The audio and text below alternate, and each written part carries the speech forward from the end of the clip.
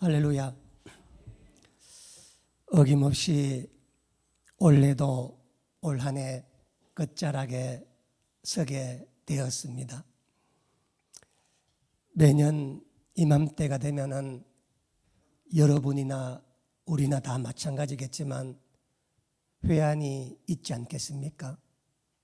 돌이켜보면 하나님 은혜에 감사했던 순간도 있고 또 기뻐했던 순간도 있지만은 또 한편으로 보면은 아쉽고 후회되는 부분도 있습니다. 그러나 이 모든 것이 다 하나님께 우리에게 주신 24년도 한 해였습니다. 그래서 묻을 건 묻어야 되고 버릴 건 버려야 되고 남길 것은 남겨야 되는 게 지금 우리의 이 시점입니다. 24년도의 모든 것들을 다 짊어지고 싸가지고는 25년도로 갈 수 없는 거 아니겠습니까? 참 감사한 것은 사실 2024년도나 2025년도나 무엇이 다르겠습니까? 그렇지만 절기가 있고 해가 구분되어진다는 것은 우리에게 마감을 하고 새롭게 시작할 수 있는 출발점이 또 주어진다는 점에서 참 감사하다는 생각이 듭니다.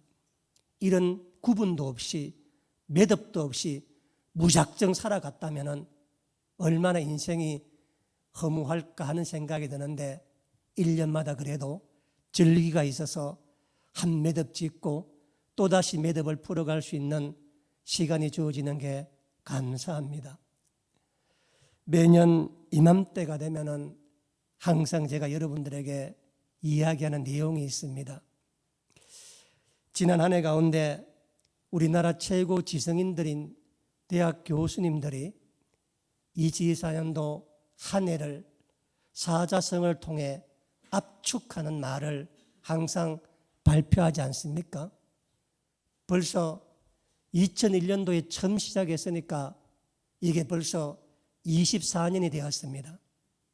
매년마다 그 한 해 우리 국민의 모든 정서와 우리 국민의 모든 형편을 사자성어 한자를 만들어서 우리나라 최고 지성인들이 올 한 해를 어떻게 봤는가라고 하는 올해의 사자성어가 올해도 어김없이 교수신문에 실렸는데 이번에는 전국 대학 교수 1086명을 대상으로 설문조사를 했는데 결과 도량발호라고 하는 사자성어가 전체 450표 41.4%를 받아서 이번에 올해의 사자성어로 지정되었다고 합니다.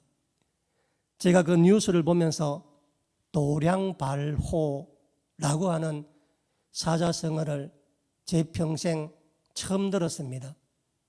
저도 나름대로 열심히 공부를 하고 평생을 책을 봤다고 하는 사람이었는데 그래서 웬만한 것은 안다 생각했는데 도량발호, 발음도 입에 안 익숙하고 귀에도 안 익숙한 이 어려운 도량발호라고 하는 이 사자성어가 원래 우리나라 인문학부 대학 교수님들이 우리나라 한 해를 압축해서 지정한 말이라고 합니다.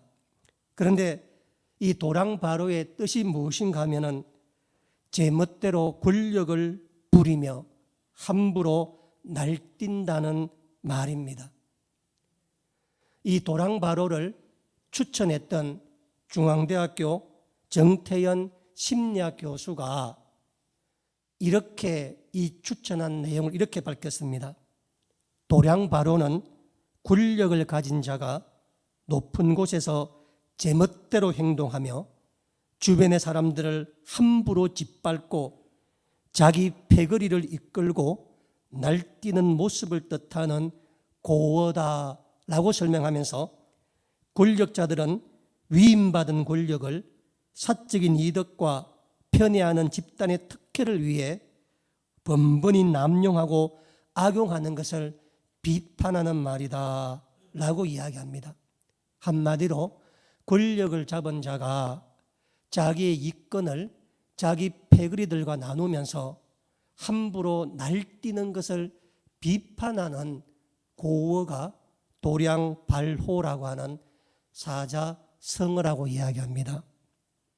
아마 교수신문과 일반 뉴스에서 이 원래 사자성어로 도량발호라는 것을 지었을 때 아마 국민 대다수는 언뜻 머리에 생각하기를 12월 3일 날 비상계엄을 선포했던 윤석열 대통령을 지칭하는 말이 아닐까 하지만 전혀 그렇지 않습니다.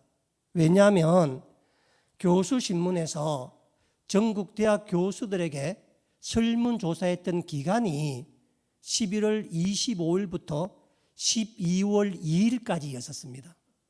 그러니까 비상계엄이 선포되기 하루 전날에 이것을 마감을 하고 발표를 12월 9일 날 교수신문에 발표를 한 겁니다. 그러니까 그 설문조사 내용을 몰랐던 일반인들은 이 도량발호라고 하는 권력을 함부로 휘두르며 자기 권력을 자기 패거리에게 나누어주고 이권을 위해 함부로 날뛰는 권력자를 아마 윤 대통령을 지칭하는 게 아닌가 하지만 이 교수신문에도 밝히고 있지만 이것은 12월 2일 날까지 조사되었기 때문에 당시 대학 교수들은 12월 3일 날 있을 비상계엄을 알지도 못했고 비상계엄을 생각지도 못한 상태에서 이 사자성어가 결정이 된 것입니다. 제가 교수신문에 이 설문조사한 내용 기간을 바라보면서 드는 생각이 그러면 12월 2일까지 우리나라의 최고 지성인 대학 교수님들은 도대체 우리나라의 권력자 중에 누가 권력을 함부로 가지고 날뛰며 패거리를 삼고 자신의 죄를 돌아보지 못하고 자기의 패거리와 함께 이권을 나누는 그 권력자가 누구였다고 생각하고 이 도량발호라고 하는 것을 생각했을까? 그런 생각이 들었었습니다. 아마 제 생각에는 어떤 특정인보다는 지금 우리나라 정치를 이끌고 있는 모든 정치인들을 다 싸잡아서 한 게 아닌가. 올 한 해 국회의원 선거와 그와 관계된 여러 가지 일들을 바라보면은 진짜 국회의원들이나 정치인들이 도량발호하는 모습을 보이지 않았는가. 국민들과 어떤 그런 것보다는 각 정당과 정파와 집단 이기주의와 개인적인 욕심을 위해서 패거리를 이끌고 권력을 남용하며 함부로 한 것이 아닌가. 그래서 대학 교수님들이 올 한 해 우리나라의 도량발호라고 한 것은 우리나라 정치권 지도자 전체에 대한 올 한 해의 아쉬움을 담고 있는 말이 아닌가, 그런 생각이 들었었습니다. 지난 금요일 날 여러분 뉴스를 보셨겠지만 대통령 대행을 맡았던 한덕수 국무총리께서 국회에 또 탄핵을 당하셨는데 그 탄핵을 당한 날 오후에 우리나라 환율이 1487원까지 올라갔습니다. 이 수치는 2008년 미국발 금융위기 이후 16년 만에 우리나라의 환율이 최고로 올라갔다는 말입니다. 환율이 올라갔다는 말은 뭐냐면 외국인들이 우리나라 경제를 신뢰하지 않는다는 것입니다. 환율이 올라갔다는 말은 뭐냐면 우리나라 경제가 너무 안 좋다는 것을 의미합니다. 우리나라 돈의 가치가 쓸모없어지고 점점 떨어지고 있다는 거 아니겠습니까?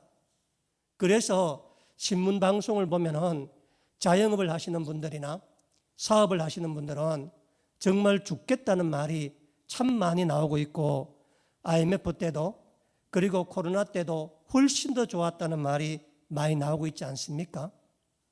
환율이 어떤 의미를 갖고 있냐면은 지난 20일 전 12월 9일 날 제가 캄보디아 갈 때 환율이 1,430원이었습니다. 불과 20일도 안 되어서 57원이 올랐습니다. 이게 어떤 의미를 갖는지 아시겠습니까? 지금 우리나라 외환 보유고가 4천억 달러를 갖고 있답니다. 우리나라 돈으로 치면 400조가 되는 돈입니다. 10원이 떨어지면 우리나라 돈 가치가 400억이 날아가는 겁니다. 지금 50원이 떨어졌으니까 20일 만에 2천억이 날아간 겁니다. 그냥 우리나라 외채만 그렇다는 겁니다. 이에 대해서 우리나라 전체를 본다면 지난 20일간만 하더라도 얼마나 많은 경제적 손실을 받는가 하는 그런 이야기입니다.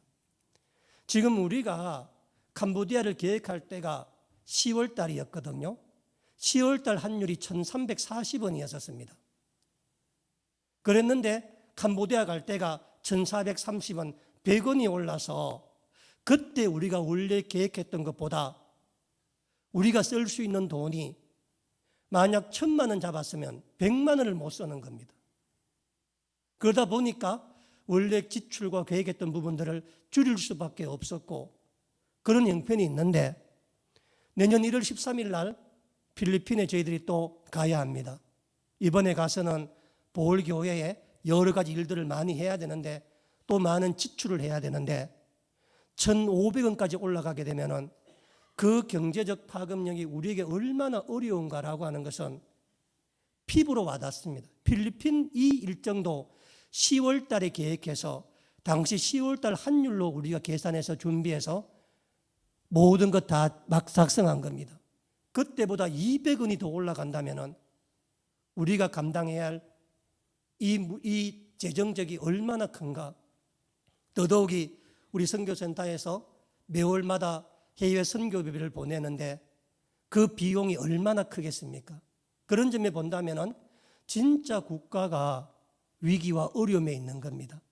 그런데 이런 국가적 경제적 위기가 처해 있는 상황에서 그 경제부총리 되는 분께서 경제만을 붙들고 있어도 이 어려운 경제를 다 극복하기가 힘든데 그 경제부총리께서 대통령 역할도 감당해야 되고 대통령의 외교권, 군사권도 감당해야 되고 국무총리의 행정권도 감당해야 되어서 한 사람의 그 경제 관료가 이 위기 때 최선을 모든 팀이 다 달라붙어도 이 국제적 경제를 극복하기가 힘이 드는데 이 경제부총리가 도량발효하는 정치인들의 눈치를 보게 되었으니 경제에 집중하게 못하게 되었으니 세계 선진국 언론들과 신용평가사에서 우리나라를 부정적으로 보게 되고 지금 우리나라에 있는 국민들 가운데서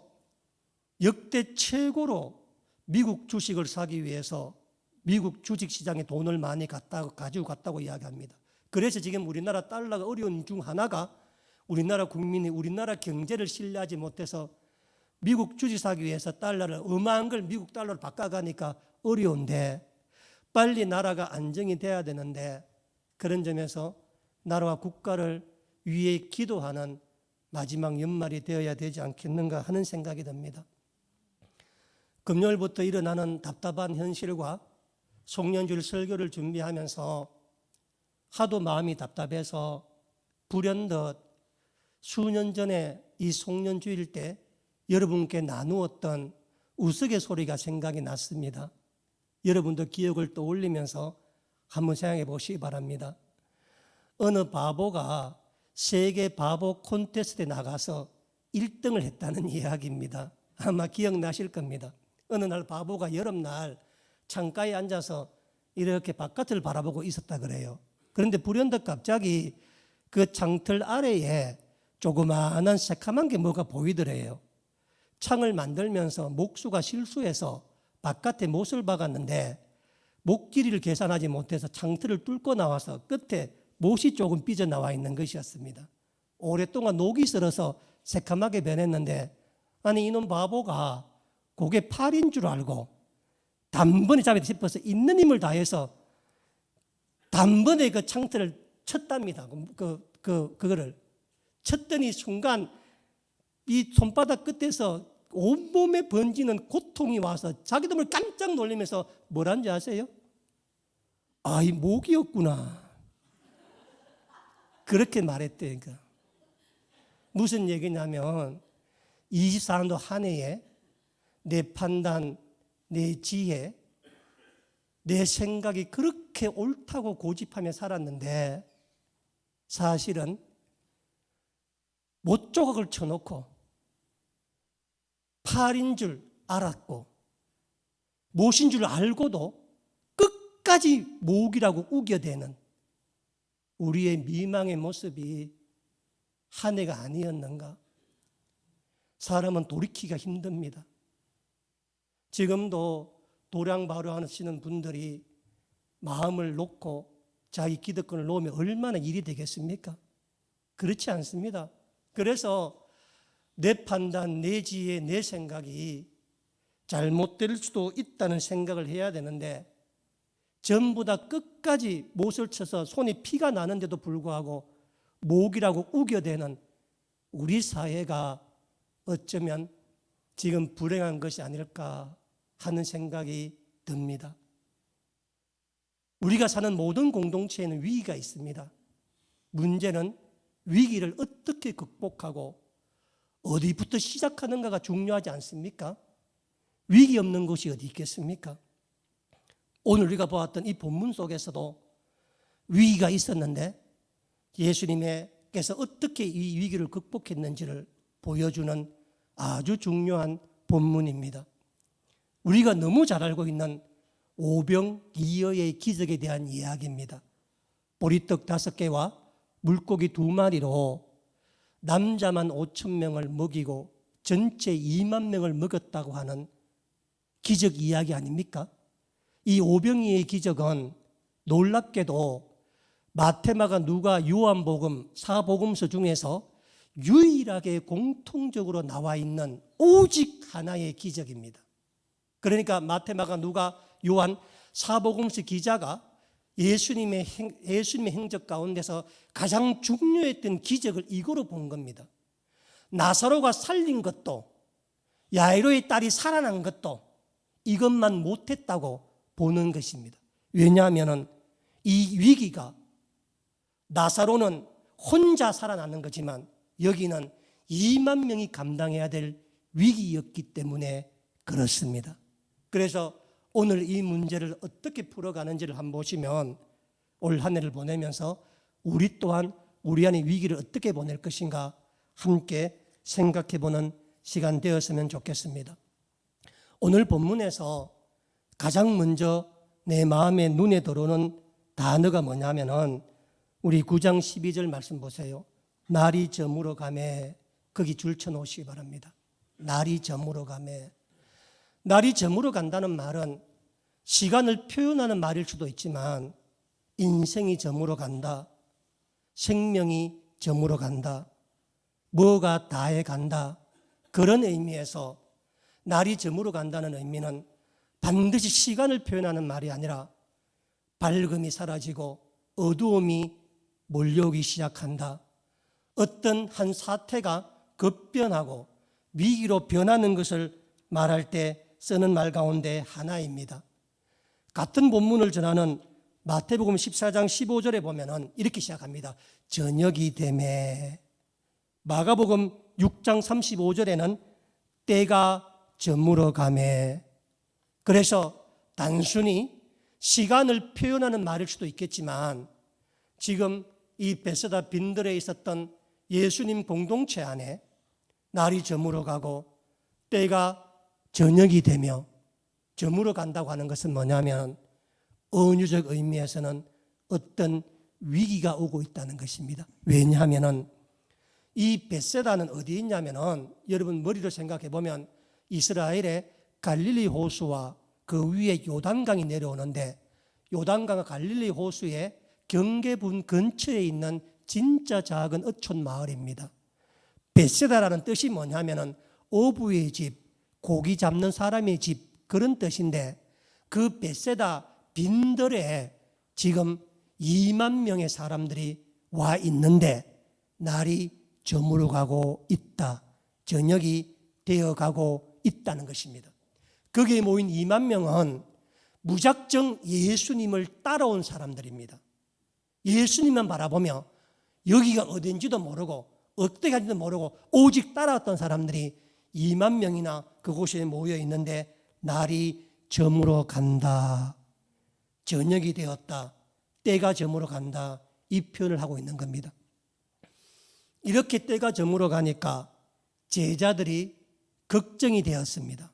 왜냐하면 예수님께서 뭔가 대책을 세워야 되는데 사람은 2만 명이나 있지, 밖은 캄캄해지지, 지금처럼 전기가 있습니까? 불이 있습니까? 어디에 뭐가 있습니까? 2000년 전에 그 2만 명들이 남자만 있는 게 아니라 아이도 수천 명이 있는데 빨리 뭔가 대처해야 되는데 예수님 아무 생각이 없으시고 그냥 있으면서 해가 저물어 가니까 제자들이 걱정이 되어서 염려가 된 겁니다.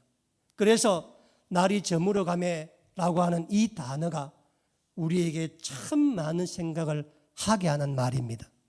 그래서 보다 못해서 예수님이 제자들이 대책을 세워야 되지 않겠나 싶어서 먼저 예수님께 나가서 말씀을 하는데 12절 말씀입니다. 날이 저물어 가매 12사도가 나와 여짜오되 무리를 보내어 두루 마을과 촌으로 가서 유하며 먹을 것을 얻게 하소서. 우리가 있는 여기는 빈들이니이다. 빈들의 공편해 보세요. 빈들이니이다.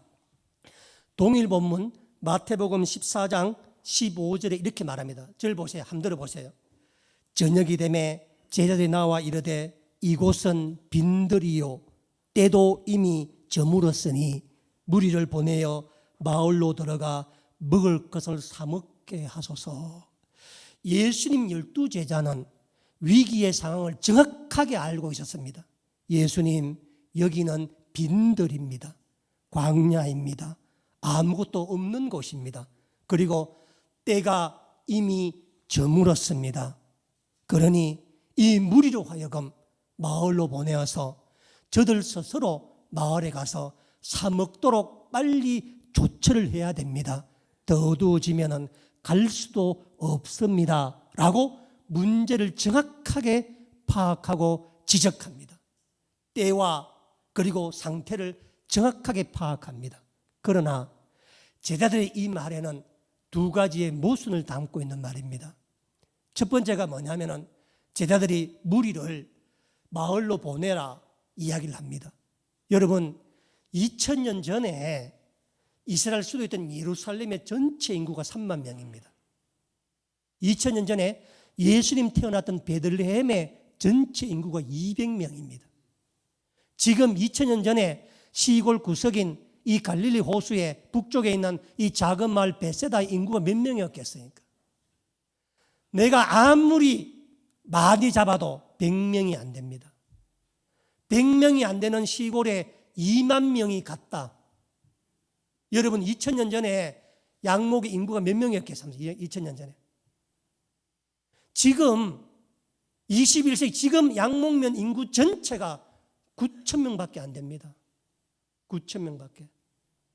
면인데. 그런데 2000년 전에 몇 명이 감상해요? 2000년 전에. 그러니까 지금 제자들은 빨리 털어내고 싶은 그 문제를 그냥 알아서 너희들이 알아서 어떻게 해라 이걸 하고 싶은 얘기예요. 두 번째는 사먹게 하라는 거예요. 사먹게.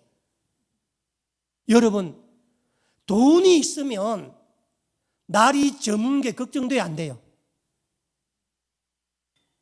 제가 보지는 못했는데 어제 신문 보니까 미국의 어떤 사람이 복권에 당첨되었는데 1조 8천억을 받았답니다. 1조 8천억을. 미국 대단한 나라죠, 그렇죠? 여러분, 돈이 있으면 날이 저문 게 무슨 걱정이고 돈이 있으면 빈들이 뭐가 걱정이겠습니까?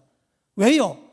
전화 한 통으로 출장 뷔페 부르면 바로 오는데 뭔 걱정이야? 돈과 사먹게 하라는 이야기입니다. 예수님께서 그 말씀을 들으시고 동일 본문 요한복음에 보면은 그 말씀 들으시고 12 제자 가운데 특정 빌립을 부릅니다. 빌립 불러서 6장 5 이렇게 말합니다. 빌립에게 이르시되 우리가 어디서 떡을 사서 이 사람을 먹이겠느냐 물으십니다. 왜 예수님께서 빌립을 따로 불렀냐면은 예수님 제자 가운데서 여기 베세다가 고향인 제자가 3명 있어요. 베드로와 안드레와 빌립입니다. 그런데 베드로와 안드레는 고향만 베세다이고 오래전에 고향을 등지고 떠나 가버나움에 가가 사는 사람이라. 그러니까 고향은 베세다가 맞는데 사는 건 지금 가버나움에 살고 있다고 지금. 그런데 빌립은 여전히 베세다에 사는 사람입니다. 그래서 빌립을 물어본 거예요. 야, 너희들이 지금 이 사람들 동네 보내가 사먹게 하자는데 빌립아, 네가 이 동네 제일 잘하니까 도대체 어디 가서 이 사람들이 떡을 사서 먹일 수 있는지 네가 말해봐라 라고 예수님께서 12제자 가운데 빌립을 따로 불러서 빌립에게 이것을 물어본 것입니다. 이때 빌립이 뭐라고 답을 하느냐? 6장 7절에 각 사람으로 조금씩 받게 할지라도 200데나리온의 떡이 부족하니이다. 동문서답하고 있는 겁니다. 예수님 분명히 네가 이 동네 사람이니까, 이 지역 사람이니까 너희들이 지금 와서 사람을 이 동네에 다 보내어서 각자 떡을 사 먹게 하자고 했는데 네가 제일 잘하는 네가 볼 때는 이 동네 어디 가서 떡을 살 수 있는지 라고 물어봤더니 빌립은 정직하게 말합니다. 예수님, 우리가 몰라서 그렇게 말하는 게 아니라, 동네 형편을 모르는 게 아니라 예수님 돈이 없습니다. 돈이. 그러니까 동네 이런 거는 그냥 말하는 것이고 돈이 없습니다. 200데나리온의 돈이 필요합니다. 한 데나리온이 노동자 하루 임금입니다. 10만 원 잡으면 2천만 원 아닙니까? 2천명이 2만 명이 한 사람 1,000원이라. 최소 밥 한 끼 먹으려면 1,000원이 필요한데, 그러면 200데나리온 돈이 필요한데 예수님, 우리가 몰라 그런 게 아니라 돈 없는 걸 돈 없다 말을 못 해서 200데나리온 돈이 없습니다. 이렇게 이야기를 합니다. 어차피 주님 돈이 없는데 어디가 사서 말 안 들 뭐하며 그런 얘기에서 뭐 하겠습니까? 그냥 신세 한탄스러우니까, 돈 없는 거 말하기 힘드니까, 우리 형편이 날이 저물어 가고 때가 되어서 답답하니까 예수님 하시는 것이지 돈이 없습니다. 이렇게 이야기합니다. 현실적으로 할 수 있는 최선의 답을 합니다. 이게 오늘 베세다 강야에 있었던 이야기입니다. 제자들의 계산으로는 그 시간, 그 장소, 그 무리들을 볼 때는 답이 없다는 겁니다. 제자들이 내온 최선의 답은 뭐냐면 돈이 있어야 한다는 거예요. 200데나리온 돈이 있어야 한다는 것입니다. 지금 제자들의 시선은 잘 들어보세요. 돈에 가 있습니다. 시선이.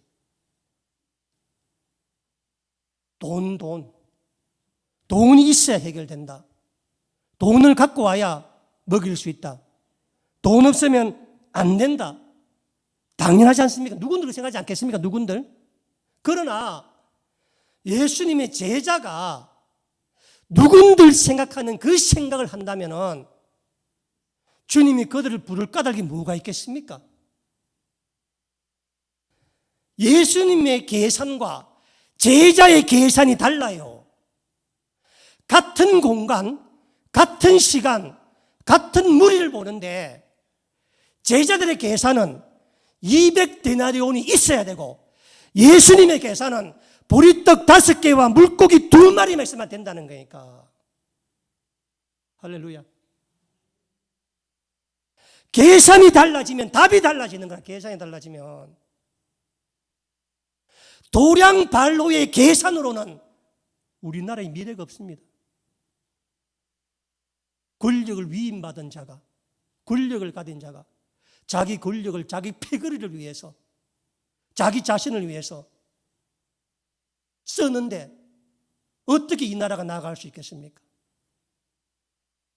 제자들의 계산으로는 같은 공간, 같은 자리, 같은 사람 앞에서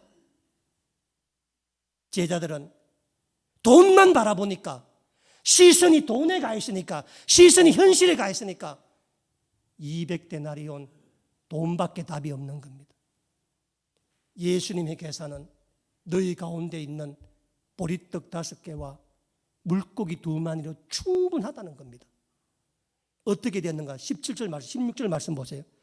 예수께서 떡 5개와 물고기 2마리를 가지사 하늘을 우러러 축사하시고 떼어 제자들에게 주어 무리에게 나눠주게 하시니 17절 먹고 줄치세요. 다 옆에다가 실컷이요. 실컷 적어놓은 실컷. 실컷 먹었더라. 저는 이 말 좀 다보다는 실컷 먹었더라. 그날. 다 실컷 먹고 몇 조각 남아요? 12강주 나나. 뭐로? 보리떡 5개와 물고기 2마리로. 믿음을 가진 사람은 계산이 달라져야 돼. 계산을 세상적으로 하면은 안 되는 겁니다. 우리가 선교지 나가면 그런 얘기 하는 사람들이 많아요. 목사님 오늘 비행기표 오지 말고 돈으로 보내달라고. 목사님 비행기표가 얼만데 괜히 와봐야 별 볼도 없는데 와서 돈만 보내면 더 좋지 않습니까? 여러분, 우리가 하는 이 하나님 일은 그런 계산으로 하는 게 아닙니다. 그런 계산으로. 그러면 제자들과 예수님 계산이 왜 달라졌는가? 왜냐하면 날이 저물어 가니까, 해가 저물어 가니까, 어둠이 닥쳐오니까 제자들은 점점점 걱정과 염려가 되어서 시선이 점점점 좁아지는 거예요. 우리가 어려운 일을 당하면, 걱정을 당하면은 여러분 그런 마음 들죠? 목사가 그렇게 평상시에 하나님 어려움 당하면 좀 제발 좀 기도하라고 말하지만 여러분 어려움 당해보세요. 기도하는가? 어디 사람을 찾아다닌다고 계속 어디 뭐 할 거를. 왜? 생각이 안 나. 기도해야 된다는 것을. 왜냐하면 시선이 너무 좁아져가지고 나중에 가보면 바늘만한 구멍도 없어. 지금 제자들은 오로지 돈에만 시선이 가 있어서 그거 외에는 아무것도 볼 수가 없는 거예요. 지금 2만 명 200데나리온 음식 뜻. 그런데 예수님의 시선이 어디에 있는지를 한번 보시기 바랍니다. 마태복음 14장 14절 나중에 한번 찾아보세요. 14장 14절에 보면은 이렇게 시작합니다. 예수께서 나오사 큰 무리를 보시고 불쌍히 여기사. 예수님은 사람을 봅니다. 큰 무리를 보시고 불쌍히 여기사. 마가복음 6장 34절에 예수께서 나오사 큰 무리를 보시고 그 목자 없는 양 같음으로 인하여 불쌍히 여기사. 요한복음 6장 5절에 예수께서 눈을 들어 큰 무리가 자기에게 오는 것을 보시고. 예수님은 그 환경 속에서 시간이나 공간, 때를 본 게 아니라 사람을 본 겁니다. 사람을 보니까 그 사람 중에 어린 소녀 가운데 도시락이 있는 거라. 환경을 보니까, 사람을 보니까. 기적의 재료가, 말씀의 재료가, 은혜의 재료가 그 사람 안에 있는 겁니다. 다른 데 있는 것이 아니라. 그런데 더 놀라운 사실은 뭐냐면 우리 누가복음 9장 11절 9장 11절에 다 보세요. 무리가 알고 따라왔거늘 예수께 줄치세요. 그들을 뭐 했다고? 영접하사. 여러분 신약 성경에 영접했단 말이 많이 나옵니다. 그런데 이 경우 하나만 빼고 나머지 모두는 사람이 하나님을 받아들인 걸 때 영접했다는 말 다 씁니다. 그런데 오늘 본문만 유일하게 신약 성경에서 하나님이 사람을 영접한 거야. 예수님이 사람을 영접한 거야. 예수님께서 하나님이 사람을 영접하는 그 자리에 왜 기적이 안 해? 그래서 거기서 병을 고치고 말씀을 전하고 천국 복음을 전하고 그러다 보니까 날이 저물어 간 거라고. 날이. 제자들은 돈 막 거기 막 매여 있는 거야. 환경, 시간, 공간 속에서. 예수님은 뭐냐면 무리를 보시고 불쌍히 여기시고 그들을 영접했다. 내 몸처럼, 내 자식처럼, 내 아들처럼 기꺼이 끌어안았다. 영접했다라는 이야기입니다. 우리가 살아가면서 권력만 눈에 보이는 사람은 도량발휘하게 되어 있습니다. 백성이 눈에 들어와야 되고 사람이 눈에 들어와야 되는 거 아니겠습니까? 예수님 통해서 실컷 묻고 배 불렀다 나오지 않습니까? 그러면 여러분 왜 예수님 시선과 제자의 시선이 달랐을까요? 오늘 지금부터 하는 말 꼭 명심하시기 바랍니다.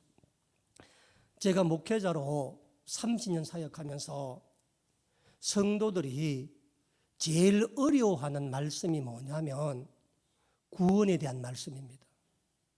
제가 여러분들에게 집사님 구원 받았습니까?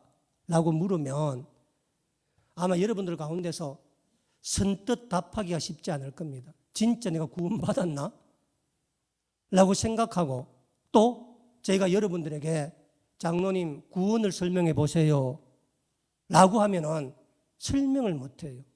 심지어 제가 지방의 시치위원이잖아요. 목사 안수 위원이잖아요. 실제로 전도사 생활을 수년 하고 목사 안수 받으러 온 전도사한테 목사가 될 사람한테 구원이 뭐냐고 물으면 답을 못해요.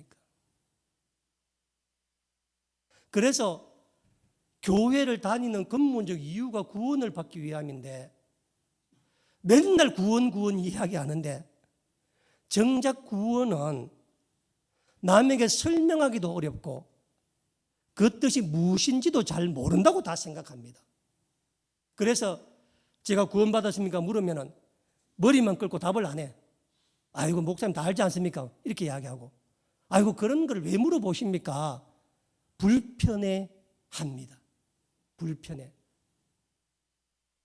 그런데 여러분께서 구원받았습니까?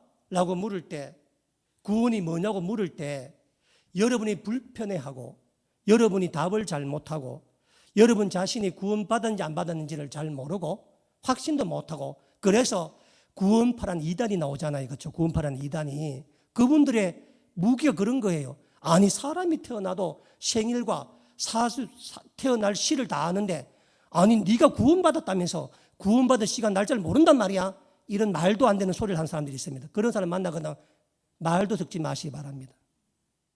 여러분이 그런 사람 만나가 주저하는 이유가 뭐냐면 여러분이 구원받았는 것이 무엇인지 모르기 때문에 그래요. 잘 들어보세요.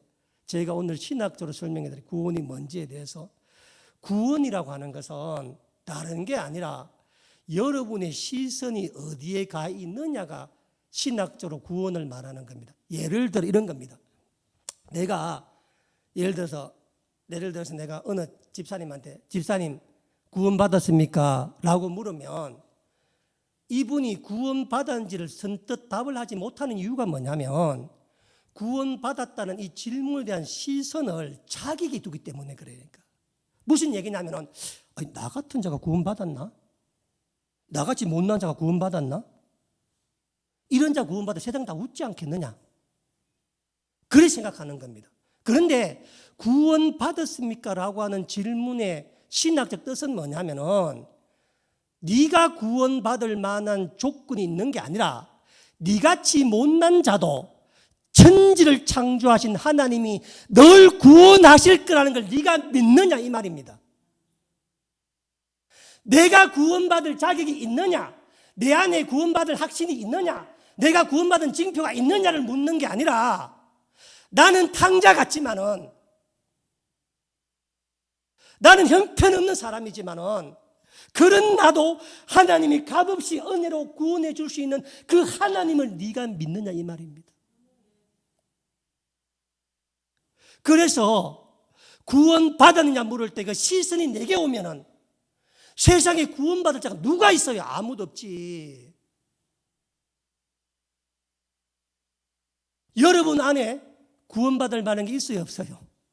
없습니다. 그게 물으면 답을 못해. 하도 부끄러워서 내가 구원받다가 남들 웃지 않을까? 비웃지 않을까?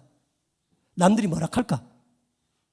그게 아니라 구원 받았습니까? 라는 질문은 천지를 창조하신 하나님이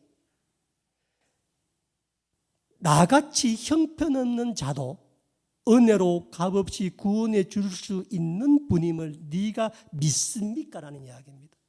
그때 하나님, 나는 능력이 없고, 하나님 나는 부족하고, 나는 하나님 쟤밖에 생각이 나는 게 없고, 하나님 나는 아무것도 아니지만은 그런 나를 만드셔서 호흡에 생기를 부어 넣어주시고, 그런 나를 예수님 십자가를 통해서 나를 구원해 주실 그 하나님의 은혜를 내가 믿습니다가 구원받은 거예요. 내가 시선이 하나님께 있어야 돼. 여러분, 같은 공간, 같은 시간, 이 빈들에 제자들의 시선이 어디 가야 되는 거예요? 거기 계시는 예수님께 가야 되는 거라. 시선이 돈으로 가니까 답이 없는 거야. 답이 돈에 가 있으니까. 여러분이 2024년도에 진짜 홀로 빈들 같은데 홀로 있었다면은 여러분이 시선을 어디 가야 되는 거야? 어딘가에 있을, 이 빈들 어딘가에 같은 시간 같은 공간 안에 있을 하나님을 볼 수 있는 믿음이 있어야 돼. 믿음이. 그러면 내 계산으로는 2,000데나리온이 필요하지만 하나님의 계산으로는 네가 이미 가지고 있는 것, 네 집안에 있는 그릇을 갖고 와라, 네 집안에 있는 밀가루를 가지고 와라, 충분하다는 겁니다. 그것만으로. 그런데 우리는 점점 믿음이 필요할 때 시선이 좁아지는 거예요. 시선이. 바보가 되지 마시기 바랍니다. 아프면 아프다 그러세요. 못을 쳤으면 못을 생각하고 못을 뽑아야 되지. 바보니까 내일도 또 쳐가 팔인 줄 알고. 바뀌어야 된다는 생각을 합니다. 2024년도 한 해를 보내면서 여러분 선자리가 빈들같이 외로웠다면 여러분들의 시선이 여러분에게 있었기 때문입니다. 힘들었다면 여러분 시선이 주님 아닌 다른 곳에 가 있었기 때문에 그 사람들이 그 환경이 나를 외면하고 힘들겠다고 믿는 겁니다. 그러나 예수님의 이 오병이의 기적의 해결은 제자들의 답으로 나온 것도 아니고 제자들의 문제의식으로 나온 것이 아니라 그곳에 주님이 있었기 때문입니다. 이게 믿음입니다. 우리의 생명을 바꾸어 줄 겁니다. 2025년도에 또다시 빈들이 있을 겁니다. 또다시 위기가 있을 겁니다.